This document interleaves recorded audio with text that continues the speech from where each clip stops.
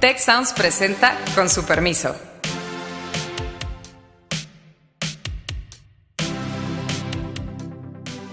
Hola, soy Carlos Elizondo, con su permiso. Hoy vamos a hablar de la aprobación presidencial. Han salido algunas encuestas que nos dicen que la aprobación presidencial va a la baja. Claramente los 14 meses del gobierno pues no han dado resultados que se han esperado en temas de inseguridad y en temas de crecimiento económico. La crisis de cómo se manejó la cuestión de violencia contra las mujeres fue la bala que abrió la armadura. Están implementando un sistema de salud sin reglas de operación. ¿Qué nos hace pensar que esto les va a salir bien? La gran pregunta es si el presidente López Obrador va a estar equipado para la adversidad en el gobierno. Creo que la más pública ha sido la publicada hoy lunes en Reforma, donde se ve una clara tendencia a la baja. Sin aburrir al público con los números, me parece que hay tres cosas muy claras. Uno, la aprobación, que es esta pregunta: ¿usted aprueba o desaprueba? ¿Cómo va el presidente López Obrador? Pues tiene una tendencia a la baja muy clara y que se ha mantenido además bastante continua y que es consistente con lo que hemos visto en la mayoría de las encuestas. Lo segundo es que la gente todavía está optimista respecto al futuro. ¿Usted cree que el presidente va a poder resolver el tema de inseguridad para fin del sexenio? Todavía tiene una mayoría amplia. Entonces hay un contraste entre lo que estamos viendo y lo que la gente todavía espera hacia adelante. Pero también estamos viendo algunos cambios, digamos, entre grupos de edad y nivel universitario, nivel educativo muy interesante. Donde ha caído más la aprobación presidencial es entre la gente que tiene estudios universitarios o más, siendo que fue el votante que en mayor proporción lo hizo por López Obrador, y lo mismo estábamos viendo respecto a jóvenes. ¿Por qué está sucediendo esto y hacia dónde creen que va esta tendencia? Pues yo creo que el dato sí vale la pena ponerlo sobre la mesa porque el contraste es enorme.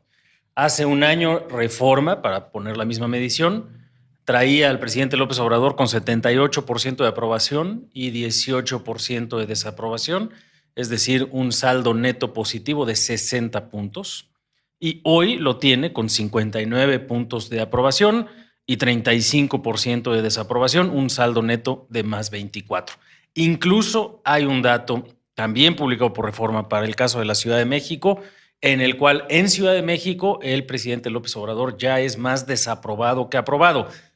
Por debajo de la jefa de gobierno Claudia Sheinbaum, que la verdad a mí ese dato además me sorprendió, no me sorprende ya el que se muestra hoy en las encuestas, y los datos que están detrás de ello es que tiene mucho que ver con, por un lado, el tema económico, pero sobre todo la percepción de inseguridad y el asunto de la violencia contra las mujeres. Más del 70% de la población a nivel nacional piensa que la situación de violencia contra las mujeres ha empeorado en el último año y claramente esta reacción del presidente de culpar literalmente a los conservadores y a la reacción y al neoliberalismo no le está funcionando. Sí, porque es bien interesante. Apenas 20 y algo % creen que el culpable es el neoliberalismo. Además, ahí no le sirvió. Pero sí me sorprendió, casi el 60% dice el presidente ha sido empático con las víctimas, lo cual no parecería ser la opinión dominante. Imagínate que lo vieran poco empático.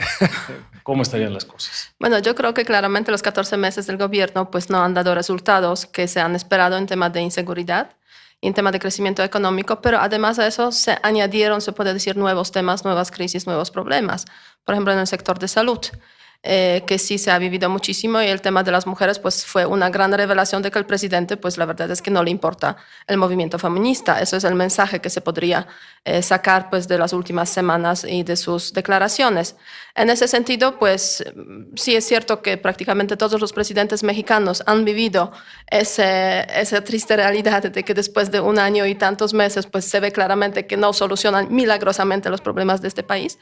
Pero por otra parte, hay otro elemento que tú has mencionado, Carlos, al comienzo, y que se refleja en esa encuesta. Es cierto que sigue habiendo un gran capital político que tiene el presidente, ¿no? Entonces, en ese sentido, ese capital seguramente dará aún para algún tiempo, pero si el presidente sigue manteniendo esa política tan, digamos, testaruda de realizar sus prioridades sin tomar en cuenta las inquietudes sociales, pues se acabará. Yo tengo varios apuntes. Uno, esto que presenta Reforma el día de hoy incluso es una tendencia que también está presente en otras encuestas. Hoy Javier Márquez actualizó este Poll of Polls que pone a través de oráculos y sí pareciera haber ahí una tendencia clara. Ahora, yo me quedo también con lo que dice Beata. Pareciera que la popularidad todavía es bastante alta. ¿Y por qué te quedas con eso y no con lo otro? Porque yo creo que no es un dato, es que yo creo que no es un dato menor, Carlos. O sea, a fin de cuentas, es una aprobación que casi le pega al 60% con una economía que creció menos 0.1 en el 2019. Pareciera también que la crisis de cómo se manejó la cuestión de violencia contra las mujeres fue la bala que abrió la armadura. Aparentemente, entre las cosas que lo siguen sosteniendo, y a lo mejor esto explica lo que ponía Alejandro de por qué en Ciudad de México y todo, llama la atención los programas sociales. Sí hay una correlación entre aprobación y programas sociales que probablemente esto en áreas más pobres del país el efecto esté acentuado. Ahora, vimos ayer en Tabasco una cosa inédita. Exacto. Sí, El presidente en su tierra, en el sentido más amplio de la palabra, donde nació, donde hizo su primera gran incursión en la política, cuando estaba como joven delegado tratando de echar a andar el programa con los chontales.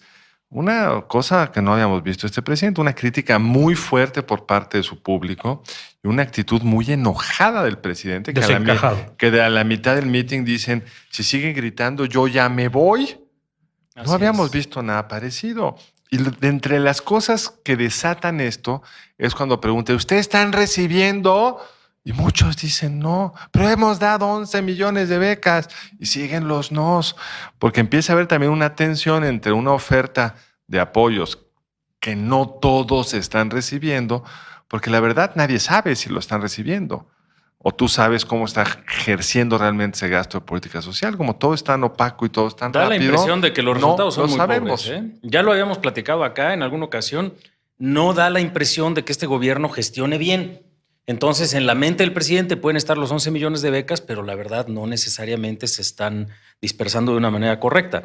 Y yo creo, por el contrario, Héctor, que realmente lo que estamos viendo es la punta del iceberg. Es decir, sí hay un riesgo real de que estemos al borde de una situación de caída de popularidad mucho más acendrada, precisamente porque no hay la percepción de una crisis económica.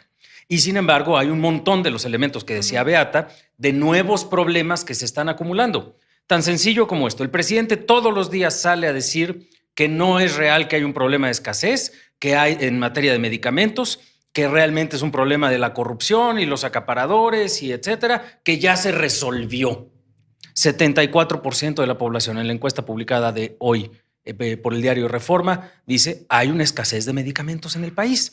71% de las personas dicen hay un grave problema de corrupción. Es decir, no hay esa consistencia entre lo que la gente opina y lo que el presidente quiere que opinen. Todavía lo ven mayoritariamente como simpático y creíble, etcétera, pero esos números no se van a sostener. Y si otros temas, violencia contra las mujeres y el impacto de salud que puede tener el coronavirus se complican, agárrense. Porque la verdad es que no tiene ya tantos elementos de dónde sostener y el su presidente hoy en la mañanera hizo un error que creo que lo va a perseguir como tantos otros. Dice, pues yo tengo aprobación mayoritaria. Pero ya sabemos que si esta tendencia continúa va a ser no mayoritaria como lo es ya, Carlos, en la Ciudad de exacto, México. En Ciudad de México, su gran bastión. Desde luego, sabemos que es un espacio muy crítico, pero está incluso por debajo de la jefa de gobierno, que tampoco tiene este respaldo popular tan amplio. Cuidado. Y probablemente vienen los meses más difíciles ahora. Precisamente tú mencionaste, Alejandro, el tema de coronavirus y efectivamente va a afectar al sector de salud, pero también va a afectar a la economía probablemente. Hoy salieron precisamente los los datos de la OECD, que ha reajustado sus previsiones de crecimiento mundial de 2.9% a 2.4%, afectando obviamente a las economías de OECD en mayor o menor medida, también a México, porque pues veamos que yo creo que va a haber una afectación al turismo, puede haber una afectación también al tema de la producción, y eso pues, a ver, México no creció el año pasado, cuando hubo condiciones, digamos, globales buenas, pues cómo va a crecer este año que condiciones globales se convierten en peores. Pero, a ver, cuidado, pero también puede haber efecto sustitución. Es muy rápido para decirlo ahorita. ¿Qué es ese efecto de sustitución? Porque yo no...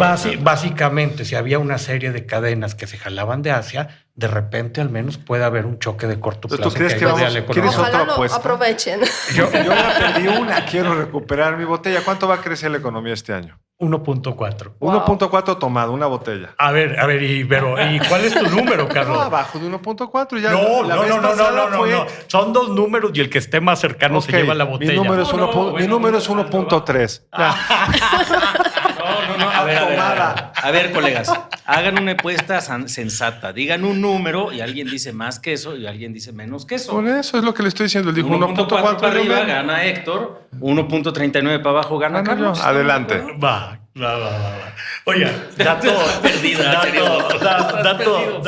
Mucho optimismo. Dato interesante. Se esperaba, estaban muy negativos los pronósticos sobre recaudación y todo, pues por lo pronto ya salieron los números de enero arriba de la calendarizada. Sí, la verdad es que creo que ahí lo platicamos en algunos de los programas anteriores, el apretamiento del SAT está funcionando. Fue muy marcado en IVA. No sabemos si es transitorio o es permanente. Es decir, estás Correcto. ahorita pagando, poniéndote en orden, no sé qué, pero luego eso va a caer, pero habrá que observarlo. Ahora, yo creo que el gobierno está haciendo una apuesta epidemiológica. Es decir, está tomando una actitud respecto al coronavirus, diciéndolo, ha dicho el presidente y el subsecretario, esto es como una gripa. Y lo que nos están diciendo los expertos de la OMS es que no es una gripa. Es una gripa que mata 10 veces más que la influenza. De 2 a 6% es la mortalidad, digamos, porque no está aún claro, pero... Es decir, es bien difícil saber cuánto es, porque no sabemos cuántos casos hay, pero sabemos que mata más gente que la influenza. Exacto. Bueno, y además se extiende más rápido, Y se extiende mucho más 70% rápido. de la población puede estar afectado por Pero el esta subsecretario infección. dice con toda tranquilidad, pueden estar infectados el 70 millones de los mexicanos. Bueno, si le aplicas una tasa de 0.5% de mortandad, Así estamos hablando de 350,000 muertos. Así es. Y lo que parece indicar la evidencia hasta ahora es que ser un poco más paranoico ayuda porque suavizas la curva. Si lo que es muy difícil enfrentar es, voy a caricaturizarlo, todos se enferman en una semana. Es más difícil que si todos se enferman en 2 años, porque tienes tiempo de irlo administrando. Y 2, porque entre más tiempo pase, más sabremos de cómo atacar el virus. A lo mejor hay un antiviral o hay una vacuna. Entonces, si tú vas alargando, el gobierno ha tomado una actitud como de aquí no pasa nada, que contrasta con lo que hemos visto en Italia, donde los pueblos del centro de Italia, centro-norte de Italia, están pues, para fines prácticos cerrados, no a la visión autoritaria china, pero con muy poco movimiento. Entonces, no sé qué vaya a pasar ahí. Podemos tener una sorpresa horrenda para el país y costosa para el gobierno. Por un dato adicional, querido Carlos, que es que pues no da la impresión de que este gobierno gestione muy bien los temas sencillos, ya no digamos los complejos. Es decir, incluso en términos de crecimiento económico, los datos más recientes de confianza de empresarios en el sector manufacturero van para abajo. Yo insisto que el asuntito de los tamales no es una buena señal para la rifa del avión que no es avión que el que se rifa. No es un asunto trivial, genera desconfianza empresarial y en efecto es probable que haya este efecto sustitución, de que cambien las cadenas de distribución de unos lugares para otros. Te aseguro que no es el momento en el cual México está en una posición idónea para aprovechar esos potenciales cambios de las estructuras y de la logística de producción de ciertos bienes. Puede ser que el efecto no sea tan grave derivado de los mercados globales, pero en el mercado local nos va a hacer daño, porque en efecto, si verdaderamente esta es la tasa de contagio que se espera y la tasa de mortandad, por baja que sea, es 0.5 en el total de la población o algo así, nos estamos enfrentando a un riesgo de salud real. Este gobierno no ha sido capaz ni siquiera de atender adecuadamente la situación ordinaria de abasto de medicinas para enfermedades crónicas que están programadas en nuestro sistema de salud actual. Están implementando un sistema de salud sin reglas de operación. ¿Qué nos hace pensar que esto les va a salir bien? Creo que es un momento crítico y ojalá el gobierno se dé cuenta que es crítico porque, como bien se decía hace un rato, hay algunas variables que todavía le sostienen y nos importa que el gobierno funcione. La reacción del gobierno en estas cuestiones del coronavirus fueron bastante malas, pero con algo de buena suerte, porque viene la temporada de calor. No, viene la que te cambia. La OMS ya dijo que no sabemos si el calor ayuda.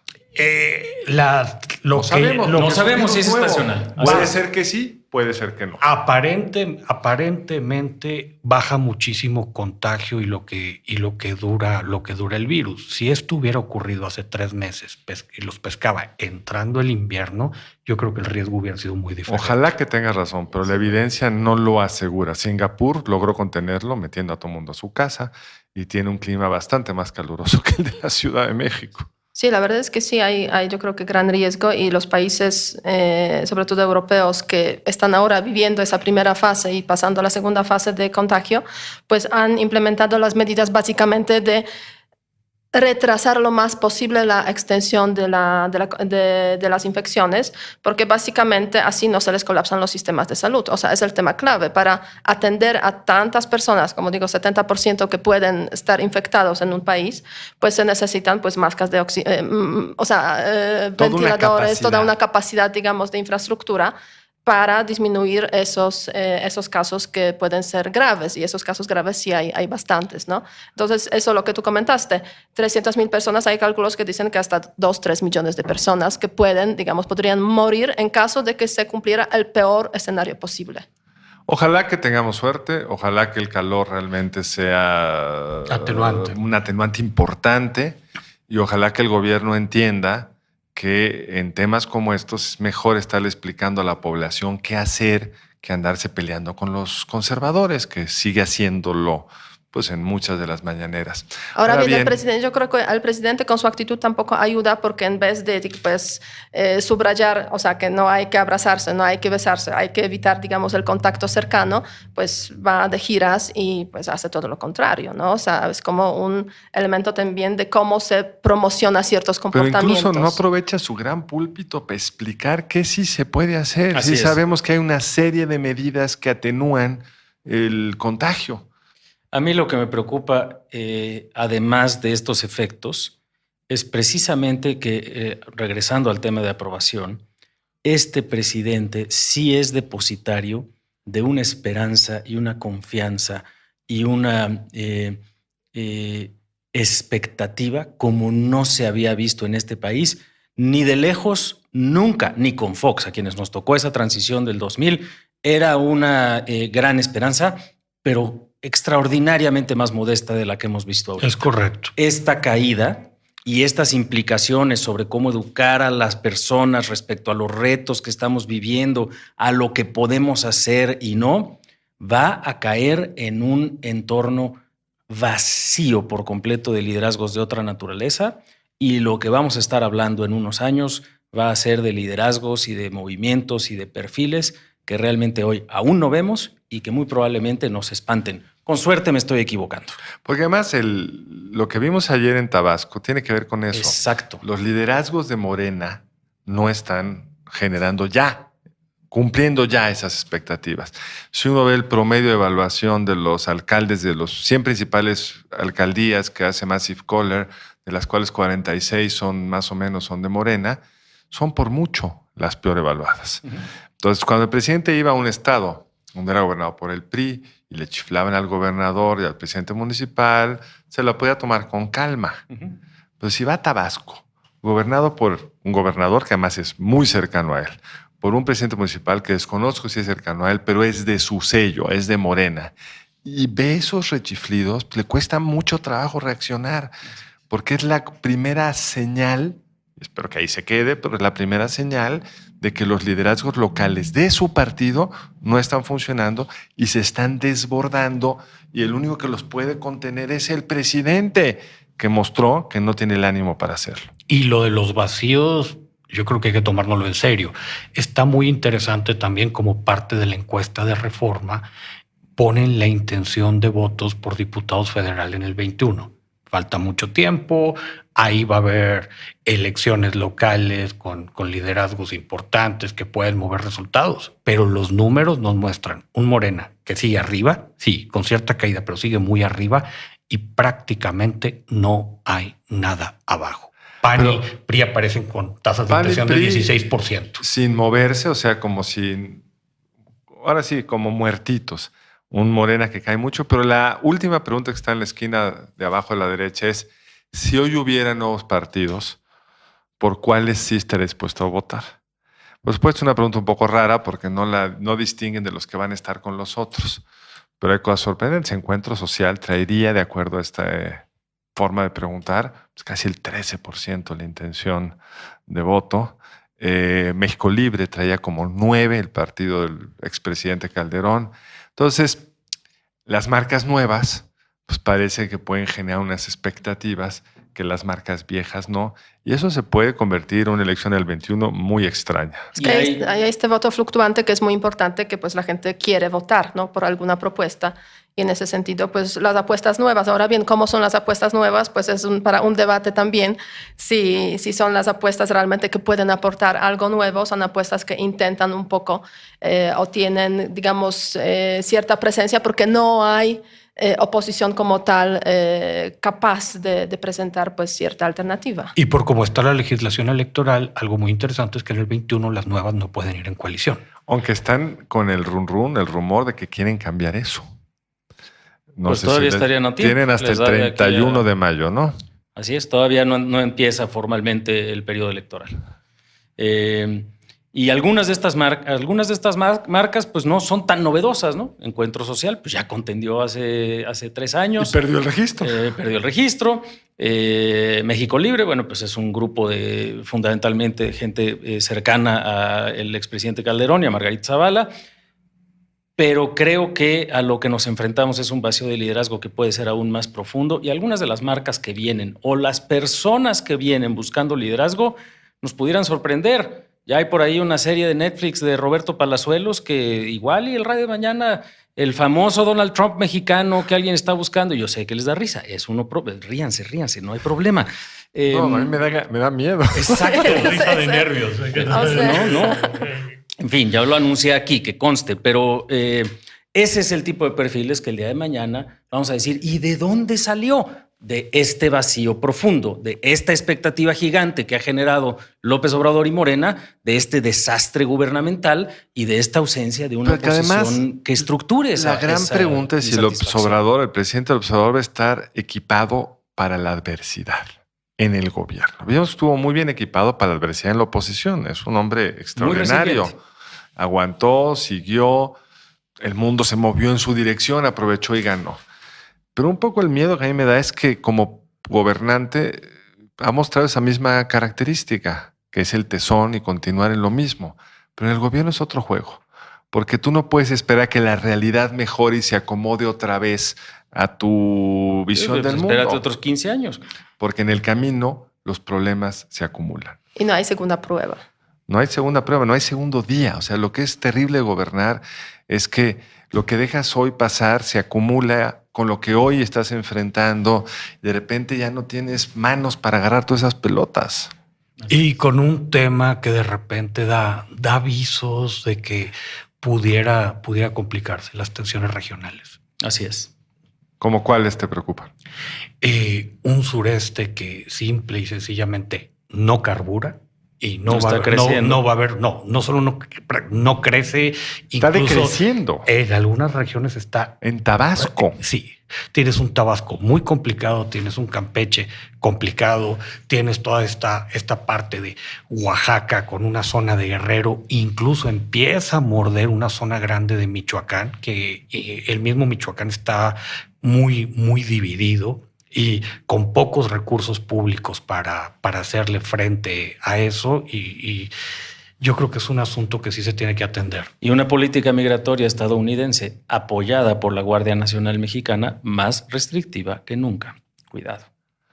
En fin, yo creo que tenemos un cóctel que no es nada fácil y con su permiso voy a hacerles una pregunta. Está un poco sesgada por todo lo que dijimos hoy, pero de todos modos queremos saber su opinión. ¿Ustedes creen que el 2020 va a ser mejor que el 2019, sí o peor? Pues esperamos su opinión. Pues nos vemos en 15 días. Muchas gracias al equipo del Tecnológico de Monterrey y de Tech Sounds. Productor ejecutivo de Tech Sounds, Miguel Mejía. Productora de Con su permiso, Alejandra Molina, y postproducción, Max Pérez. Les invitamos a escuchar el siguiente episodio de Con su permiso y el resto de programas de Tech Sounds en los canales de su preferencia.